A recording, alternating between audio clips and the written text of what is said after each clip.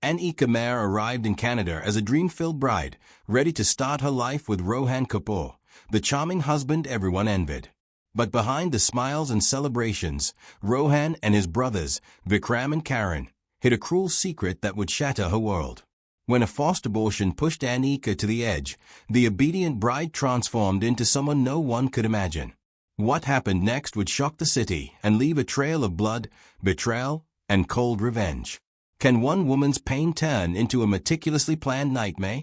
Every moment, every move, every decision leads closer to a dark climax that will haunt you. Watch closely, because the truth behind Anika's terrifying actions will leave you questioning everything you thought you knew. The question is, how far can a bride pushed to the limit go when there's no turning back? Anika Mehra had always dreamed of a perfect life, a life filled with love, excitement, and adventure. When she left her hometown in India for Canada, she carried with her not only a suitcase but also the weight of expectations, both her own and her family's. She had met Rohan Kapoor through an arranged introduction, and to outsiders, their wedding was nothing short of a fairy tale. The ceremony was lavish, held in a grand hall decorated with flowers that filled the air with a sweet fragrance, the kind that makes one believe in magic. Guests arrived in glittering attire, the music soared, and everyone cheered for the radiant bride who seemed to shine brighter than the chandelier above. On that day, Rohan appeared to be everything a young woman could hope for in a husband: charming, attentive, and polite. He smiled, held her hand carefully, and made promises that sounded sincere. Anika, full of hope and excitement, believed she had finally found her place in the world. But beneath the sparkle and laughter, something darker began to stay. The cracks in her seemingly perfect life were invisible to others, yet they grew bigger with each passing day. At first, the signs were subtle. Rohan insisted on knowing every detail of her day, her friends, her movements. He wanted her to account for even the smallest decisions. Anika dismissed it, convincing herself that he was simply protective, that this was normal for a husband who cared deeply.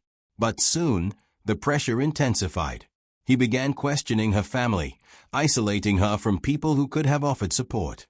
When she tried to voice her discomfort, he became cold, distant, and sometimes openly angry. Then came the brothers, Vikram and Karan Kapoor. They moved into the same house, turning what should have been her sanctuary into a prison. Vikram, the elder, had a commanding presence, and his words often carried threats hidden behind polite smiles. Karan, though younger, mirrored Rohan's controlling nature, following orders without question. The brothers worked in tandem to dominate every aspect of Anika's life. She could not eat when she wanted, could not leave the house alone, and was constantly reminded of her supposed duty as a wife. Every moment was a test, every glance a warning. Anika's dreams began to crumble quietly, silently. The freedom she had imagined, the life she had envisioned, slipped away like sand through her fingers. She found herself walking through the corridors of the house in a daze, pretending to laugh at jokes she didn't find funny, smiling for cameras that recorded moments she longed to escape. It was during this suffocating period that she discovered she was pregnant. For a brief instant, hope flickered inside her. Perhaps this child could change everything. Perhaps it could save her from the relentless control and oppression she faced daily. But that hope was short-lived. Rohan, Vikram, and Karan did not see a miracle. They saw a problem. In their eyes, the pregnancy was inconvenient, a threat to the rigid plans they had for her and the family. The three brothers forced Anika to undergo an abortion, disregarding her emotions, her body, and her pleas. She was left broken, devastated, and filled with a rage she had never known before. The betrayal was total, and the pain carved itself into her very soul. Yet, while the family believed Anika had been shattered, a dangerous transformation was taking place within her. The girl who had arrived in Canada with stars in her eyes was gone. In her place was a woman consumed by anger and calculated resolve. She studied the brothers' movements, remembered their routines, and plotted silently. Every moment of suffering, every humiliation, every tear became fuel for a fire she would one day unleash. On the surface, she remained the obedient bride, smiling politely during family gatherings, nodding at Rohan's commands, and appearing fragile and submissive. No one could imagine that behind those calm eyes, a storm was gathering. The woman everyone assumed was broken was, in reality, planning something no one could foresee. Every detail mattered. Every small misstep by the brothers was stored in her memory. She knew that when the time came, she would act with precision, and the world would be forced to see the true cost of cruelty. Anika's story had begun as a dream, but by the end of her first months in Canada, it had already started to twist into something much darker. What no one realized yet was that the bride everyone admired for her beauty and grace was quietly preparing to rewrite her destiny in a way that would shock everyone who had ever crossed her path. The perfect life she had sought had turned into a deadly game, and Anika was ready to play it. After the forced abortion, Anika's world had changed completely. The pain of betrayal was no longer something she could cry away. It had hardened into a cold determination. She knew the Kapoor brothers had underestimated her. They thought she was broken, fragile, obedient, and controllable. In reality, she was observing every detail, analyzing their habits, and planning the perfect moment to strike. Her mind, once full of dreams and hopes, had now transformed into a calculating machine. Anika began to manipulate small situations carefully. She would intentionally leave doors unlocked, knowing how the brothers would react. She studied how they interacted, their disagreements, and even the subtle ways they treated each other. Every conversation she witnessed, every subtle glare she noticed, she stored in her memory. Slowly, she began creating a network of control that only she could navigate. She learned when Vikram liked to drink, when Karan would check his phone in private, and when Rohan's anger fled. She found ways to exploit these moments subtly, making minor changes in the household that would later serve her plans. Even the neighbors became unwitting participants. She memorized who came and went, which street lights flickered, and which alleyways were empty at night. She became part detective, part strategist, and part predator, hiding all of it behind the mask of the obedient bride. Despite her growing power, Anika had to maintain appearances. She laughed when required, smiled during family gatherings, and acted as though her heart had been shattered into irreparable pieces. To anyone else, she seemed fragile enough to be ignored. But every smile she wore concealed an inner fire, a carefully cultivated rage that was ready to erupt at any moment. Anika also started keeping a secret journal, documenting every insult, every command, and every humiliation she endured. This journal became her silent ally, a detailed account of every injustice she had suffered. She reread it often, letting her anger boil quietly, sharpening her mind for the revenge she knew she would one day execute. Weeks turned into months, and the tension in the house grew palpable. The Kapoor brothers, convinced of their dominance, never suspected that the bride they had oppressed so cruelly was quietly undermining them at every turn. Anika had begun to test the limits of their trust and patience, subtly creating small conflicts between them without drawing attention to herself. A misplaced item, a forgotten appointment, an overlooked comment. Each incident was carefully orchestrated to destabilize the household. The more Anika observed, the more she realized just how predictable the Kapoor brothers were. Their arrogance, their sense of control, and their belief that she could never fight back made them dangerously vulnerable. She waited patiently, biding her time, knowing that one wrong move could ruin everything. The final plan began to take shape in her mind. It would be precise, ruthless, and untraceable. Every step, from timing to location, was calculated. Anika's past suffering fueled her resolve, and she silently vowed that no one who had harmed her would escape the consequences. She had suffered, but suffering had made her strong, sharp, and merciless. Her outward calm continued to fool everyone. Friends and neighbors still described her as sweet and gentle, unaware of the storm that brewed behind her composed exterior. Inside, Anika was preparing for a night that would change everything forever. The moment of reckoning was approaching, and the world would soon witness how far a person could go when pushed beyond the limits of pain, fear, and betrayal. By now, Anika knew the Kapoor household like the back of her hand, and she knew their weaknesses better than they knew themselves. The time for observation was over. The time for action was near. Every small spark of tension, every subtle misstep by the brothers, had built toward this one explosive moment that would leave the world stunned. The night had arrived, cold and silent, with a faint wind brushing through the streets outside the Kapoor home. Anika had spent weeks preparing for this moment, ensuring that every detail was perfect. She had memorized the patterns of the security cameras, the timing of the neighbors' movements, and even the exact placement of objects in every room. Every variable had been considered, every possibility accounted for. The house was calm, almost eerily so, as the Kapoor brothers gathered for dinner. The table was set carefully, candles flickered, and the aroma of freshly cooked food filled the room. Everything appeared normal. No one could have imagined that this dinner would mark the final hours of 3 lives. Anika moved silently, her movements deliberate and measured. She had prepared the brothers' favorite dishes, ensuring that they would let their guard down. The conversation flowed smoothly, but beneath the surface, tension lingered. Anika could feel it, like electricity in the air. She knew this was the moment when patience, timing, and precision would decide everything. As the night deepened, she executed the first part of her plan. The power went out suddenly, plunging the house into darkness. Panic spread immediately. The brothers called out to each other, stumbled through the rooms, and tried to regain control. The chaos worked exactly as Anika had intended. Confusion disoriented the brothers, leaving them vulnerable. In the darkness, Anika struck with precision. Years of pain, humiliation, and fear fueled her actions. The attacks were swift, deliberate, and merciless. Within moments, Rohan, Vikram, and Karen were incapacitated, unable to resist the force of her fury. The quiet, obedient bride they had underestimated became a force they could never have imagined. By the time the neighbors noticed something was wrong, it was too late. The scene that awaited them was horrifying. The once celebrated family lay lifeless, victims of a calculated and shocking act of revenge. The community, already stunned by the sudden deaths, struggled to comprehend the reality. How could the sweet, smiling Anika, whom they had known and admired, be capable of such brutality? Investigators arrived quickly, faced with a scene that defied explanation. There were no signs of forced entry, no clear motives visible at first glance, and no eyewitnesses. Everything pointed to a meticulously planned act, executed by someone who had intimate knowledge of the household. The precision of the crime left the police baffled and the city in fear.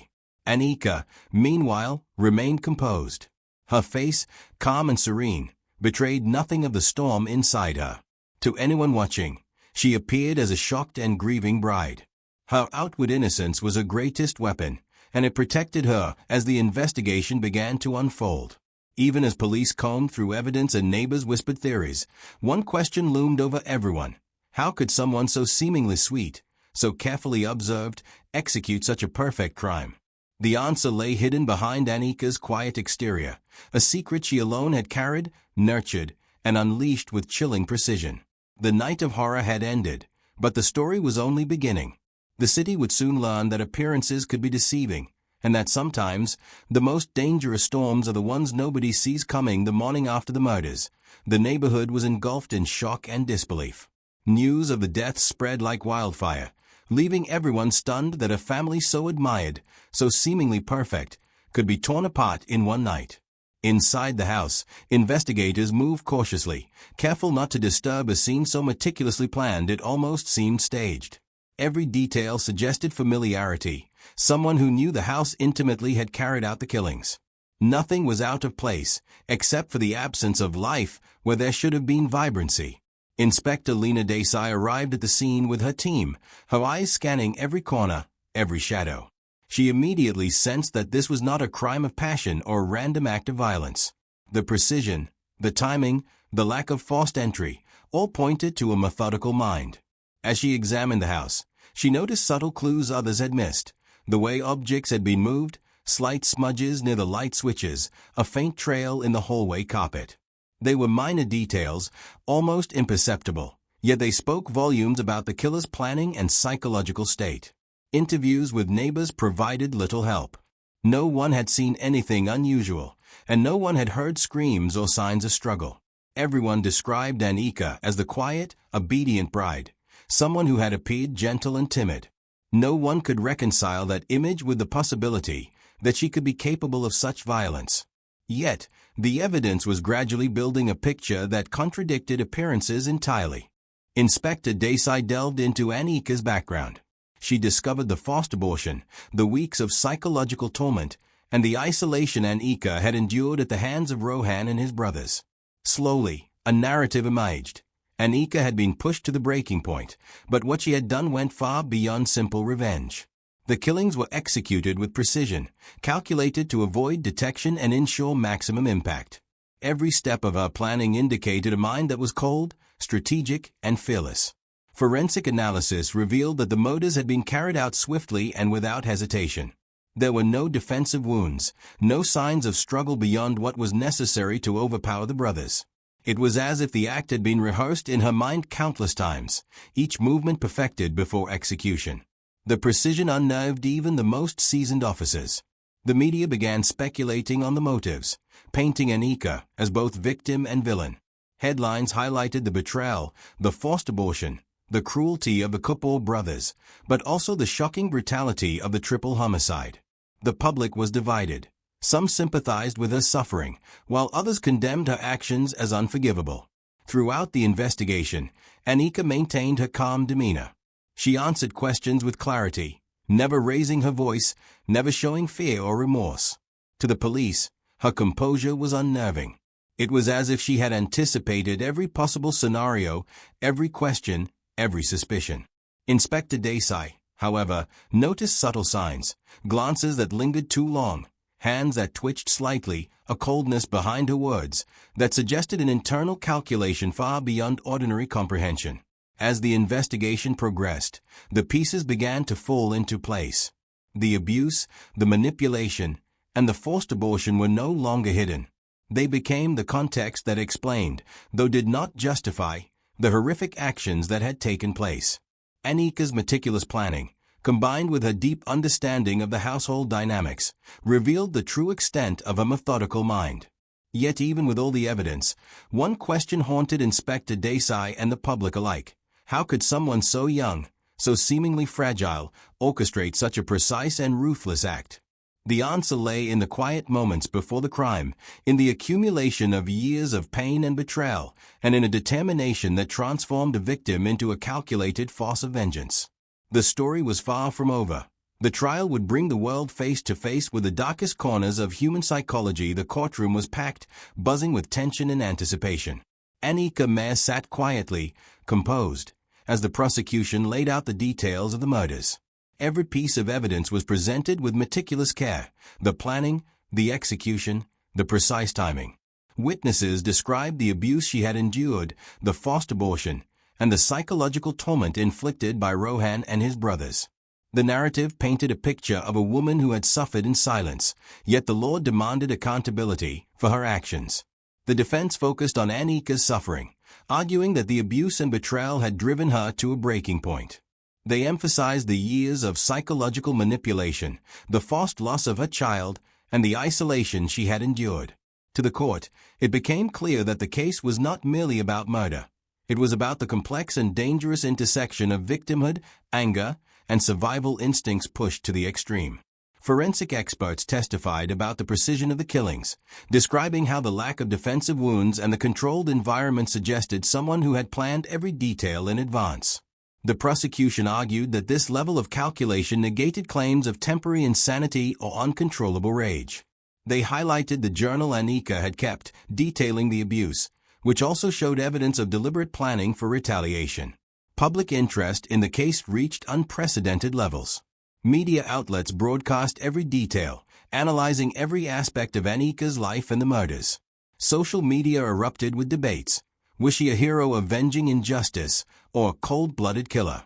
Opinions were divided, with each new revelation deepening the intrigue and controversy. Inside the courtroom, Anika's composure never wavered.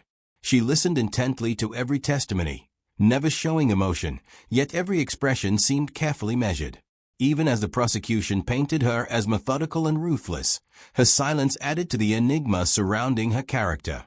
The jury was left grappling with an almost impossible question: how to judge someone who had been both a victim and a perpetrator, whose actions were unforgivable yet born from unimaginable suffering. When the final verdict arrived, the courtroom fell silent.